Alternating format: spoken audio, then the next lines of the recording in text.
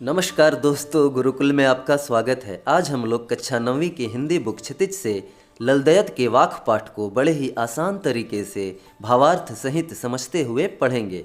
संत कवित्री ललदयत जी की काव्य शैली को वाक्य कहा जाता है। कश्मीरी भाषा की लोकप्रिय संत कवित्री ललदयत जी का जन्म सन 1320 के लगभग कश्मीर स्थित पामपोर के सिमपुरा गांव में हुआ था। जिस तरह हिंदी में कबीर के दोहे, मीरा के पद, तुलसीदास की चौपाई और रशखान के शवैं प्रसिद्ध हैं, उसी तरह ललदयत के वाक्य प्रसिद्ध हैं। इनकी रचनाओं में सरल भाषा का प्रयोग हुआ है। यही कारण है कि आज भी और सैकड़ों सालों से इनकी रचनाएं कश्मीरी जनता के स्मृति और वाणी में आज भी जीवित है। अपनी रचनाओं में इन्होंने धार्मिक आडंबरों का विरोध किया है। प्रेम और भक्ति के मार्ग पर चलकर ईश्वर को प्राप्त करने का संदेश दिया है। इस पाठ में ललदयत जी के 4 वाक्य हैं, तो चलिए पहले वाक्य से शुरू करते हैं। रस्सी कच्चे धागे की खींच रही मैं नाव, जाने कब सुन मेरी पुकार, करे देव भव सागर पार। तो यहाँ पे कवित्री क्या कहना चाह रही है? रस्सी कच्चे धागे की यानी मतलब कमज़ोर नाशवान, यानी जो शरीर है हमारा, हमारी जो सांसें हैं वो कच्चे धागे की तरह है। हमारी सांसें कभी भी रुक सकती है, क्योंकि पता नहीं होता कब तक हमारी ज़िंदगी है। कच्चा धागा कभी भी टूट जाता है। वैसे ही हमारा शरीर, हमारी सांसें कभी भी हमसे छूट सकती है। खींच रही मैं नाव, यानी नाव मतलब यहाँ पे जीवन, यानी शरीर रूपी जीवन को, नाव को खींच रही हूँ, जो कच्चे धागे की तरह है, कभी भी टूट सकती है। जाने कब सुन मेरी पुकार, करे देव भव सागर पार। अर्थात और पता नहीं भगवान ईश्वर मेरी पुकार कब सुनेंगे और मुझे इस संसार रूपी भवसागर से पार कर देंगे। भवसागर क्या होता है? सागर का मध्य, बीच का एरिया, जहाँ पे कोई फंस जाए तो मुश्किल होती है। लेकिन यहाँ पे भवसागर का मतलब होगा सांसारिक मोह माया, यानी भवसागर पार, यानी सांसारिक मोह माया से मुक्ति पा जाने की बात कही गई है। मोह माया से पार, ठीक उसी तरह इस भवसागर रूपी संसार से न जाने कब ईश्वर मुझे अपने पास बुलाएंगे, कब ईश्वर के दर्शन होंगे, और इस शरीर का भरोसा नहीं है कि कब ये छूट जाए। इसलिए मुझे चिंता हो रही है कि जाने मेरे ईश्वर कब मेरी पुकार सुनकर मुझे इस भवसागर से पार करेंगे, मुझे दर्शन देंगे, मुझे अपनाएंगे, क्योंकि मनुष्य शरीर में ही हम ईश्वर को पा सकते हैं। मनुष्य शरीर के रहते रहते ही हमें ईश्वर को पा लेना होता है। आगे, पानी टपके कच्चे सकोरे, व्यर्थ प्रयास हो रहे मेरे, जी में उठती रह रह हूक, घर जाने की चाह है घेरे। यहाँ कवित्री कह रही है पानी टपके कच्चे सकोरे। कच्चे सकोरे यानी कच्चे मिट्टी का बर्तन। यहाँ पे इसका प्रयोग नश्वर मानव शरीर के लिए किया गया है। जिस तरह से कच्चे बर्तन से पानी टपकता रहता है, उसी प्रकार मेरी उम्र भी बीतती जा रही है और मेरा जीवन खत्म होता जा रहा है। व्यर्थ प्रयास हो रहे मेरे, यानी कि जितने भी प्रयास किए हैं मैंने ईश्वर को पाने के लिए, वो सब प्रयास मेरे व्यर्थ होते जा रहे हैं।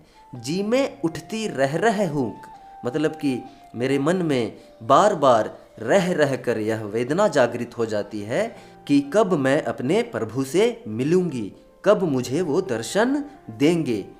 घर जाने की चाह है घेरे, यानी कि अपने प्रभु के घर जाने की चाहत जो है वो मुझे हर तरफ से घेरे हुए है।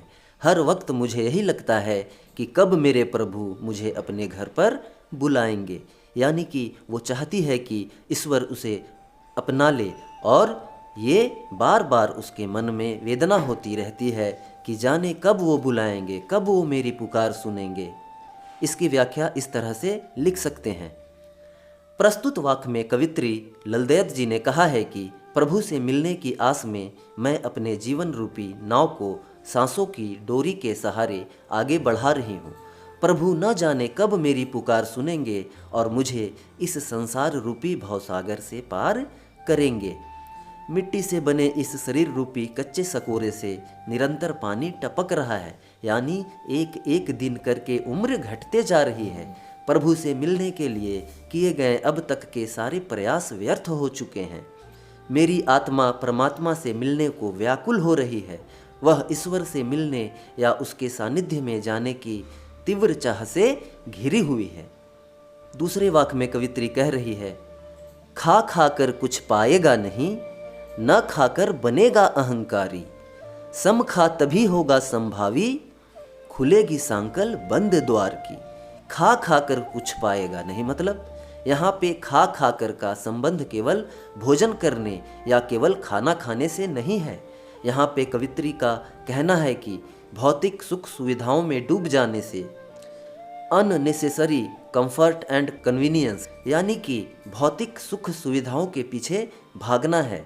और चाहिए, अभी ये गाड़ी है, अब और इससे बड़ी गाड़ी, महंगी गाड़ी चाहिए, बंगला चाहिए, सिर्फ उपभोग करना चाहता है, सभी तरह के भोग विलास में लिप्त है। तो इस तरह से हम देखते हैं कि चारों तरफ लोग जो है भौतिक सुख सुविधाओं भोग विलास में डूबे जा रहे हैं। तो यहाँ पे कवित्री कहती है, जो व्यक्ति इन सभी भोग विलास में अधिक डूबा होगा उसके मन में भी चेतना नहीं आएगा, उसका मन मोह माया से मुक्त नहीं हो पाएगा, न ईश्वर को प्राप्त कर पाएगा, कुछ पाएगा नहीं वो। न खाकर बनेगा अहंकारी, यानी इन भोग विलास के वस्तुओं के विरुद्ध त्याग और तपस्या का जीवन भी मत अपना, क्योंकि दोनों ही स्थितियों में तुझमें अहंकार की भावना होगी, अहंकार की भावना उत्पन्न होगी। यानी तू संसाधनों का उपयोग कर, लेकिन लिमिट में, एक सीमा में रहकर। बिल्कुल भी चीज़ों को त्याग मत दो, क्योंकि अगर आप उस लायक हो, सारी चीज़ें आपके पास है, फिर भी आप उपयोग नहीं कर रहे, तो आप अहंकारी हो जाओगे। कैसे कि अरे मेरे पास तो इतना है, सब है, लेकिन मैं ये नहीं करता, वो नहीं करता, मैं उसके जैसा नहीं हूँ। आप अहंकार करने लगते हो, खुद अपने से तुलना करने लगते हो। किसकी? दूसरों की। खुद से तुलना करने लगते हो, खुद को दूसरों से श्रेष्ठ समझने लगते हो। ये तो अहंकार है। सम खा तभी होगा संभावी, खुलेगी सांकल बंद द्वार की। सम खा यानी समान भाव से तू इन सब चीज़ों का उपयोग और भोग करते जा। तुलना नहीं करना, कंपैरिजन नहीं करना किसी से कि उसके पास उतना है तो मेरे पास भी होना चाहिए, और चाहिए तो लालच नहीं होना चाहिए। तो यहाँ पे सम यानी मतलब सम यहाँ पे कहा गया है अंतःकरण तथा बाह्य इंद्रियों पर संयम होना चाहिए। यानी मनुष्य को अपने सोच विचार में संयम रखना चाहिए, भटकना नहीं चाहिए, संयम रखना चाहिए, तभी होगा संभावी। संभावी यानी मतलब समानता की भावना, तभी हमारे मन में सभी के प्रति समान भावना आएगी, तुम्हारा हृदय उदार होगा। खुलेगी सांकल बंद द्वार की। यहाँ पे सांकल का मतलब है कुंडी, दरवाजे में जो कुंडी लगी होती है दरवाजे को बंद करने के लिए।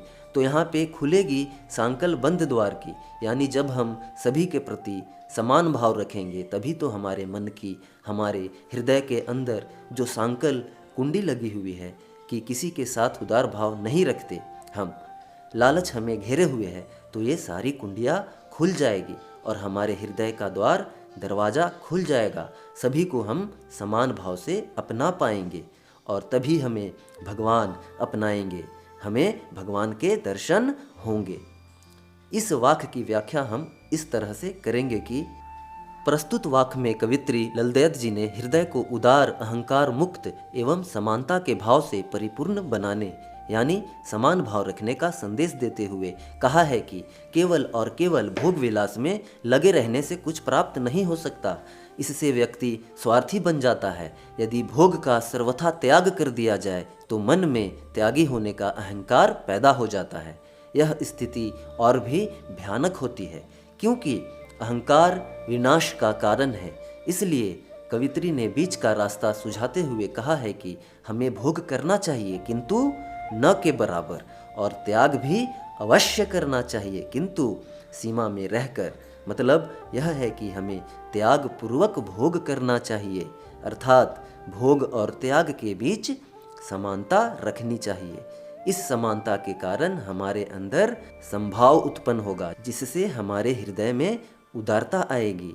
और जैसे ही हमारे अंदर उदारता आएगी, हमारे अंदर के स्वार्थ, अहंकार एवं लालच जलकर स्वाहा हो जाएगी। हमारा हृदय अपने पराये के भेद से ऊपर उठ जाएगा। अगले वाक्य में कवित्री कह रही है, आई सीधी राह से गई न सीधी राह, सुसुम सेतु पर खड़ी थी बीत गया दिन आह। प्रस्तुत वाक्य में यह वाक्य बहुत ही महत्वपूर्ण है। इस वाक्य में कवित्री ने अपने कर्मों पर विचार किया है और पछता रही है, पश्चाताप कर रही है। तो क्या पश्चाताप है, आइए देखते हैं। आई सीधी राह से गई न सीधी राह, सुसुम सेतु पर खड़ी थी बीत गया दिन आह। यानी कि आई थी तो मैं सीधी राह पर चल पड़ी उल्टी राह पर। गई न सीधी राह का तात्पर्य क्या है कि कवित्री ने ईश्वर प्राप्ति के लिए सामान्य भक्ति भावना अपनाकर हठयोग का मार्ग अपनाया।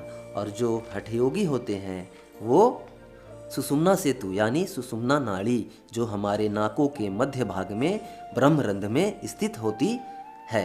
सुषुम्ना नाड़ी में कुंडली जागरण करने के लिए विभिन्न प्रकार के योग साधनाएं करते हैं।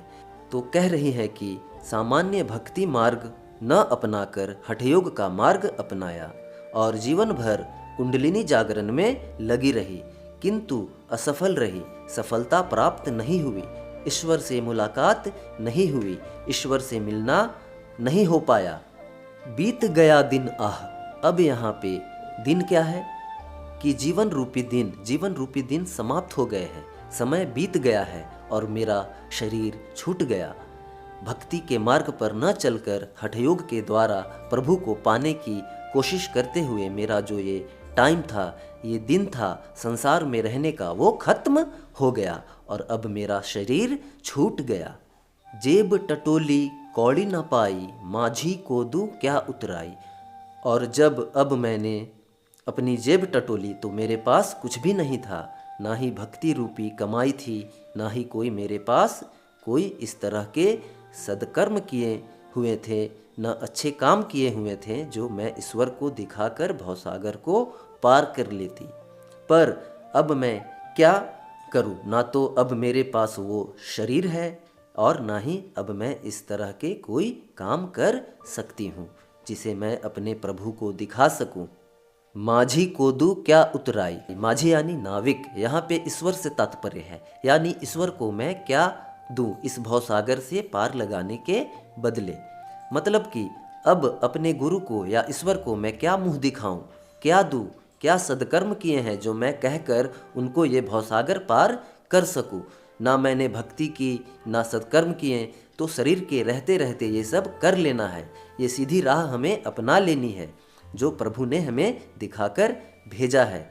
तो इस तरह की शिक्षा कवित्री हमें दे रही है कि जीवन रहते रहते अपने ईश्वर को भक्ति मार्ग से अपना लेना है, क्योंकि बाद में कुछ भी हाथ में नहीं रहेगा। व्याख्या। प्रस्तुत वाक्य में कवित्री ललदयत जी ये कहना चाहती है कि मुझे पश्चाताप हो रहा है कि मैं जीवन भर असत्य मार्ग पर चलते हुए ईश्वर को तलाश की, अर्थात भक्ति मार्ग को त्याग कर हठयोग का सहारा लेकर अपने और ईश्वर के बीच सेतु का निर्माण करना चाहा, लेकिन मैं निरंतर असफल रही और धीरे धीरे मेरी उम्र घटती रही। और जब मैंने अपने जीवन का हिसाब किताब किया तो मैंने पाया कि मैंने ऐसा कोई पुण्य काम ही नहीं किया है जिसे मैं मृत्यु पश्चात ईश्वर को दिखा सकूं।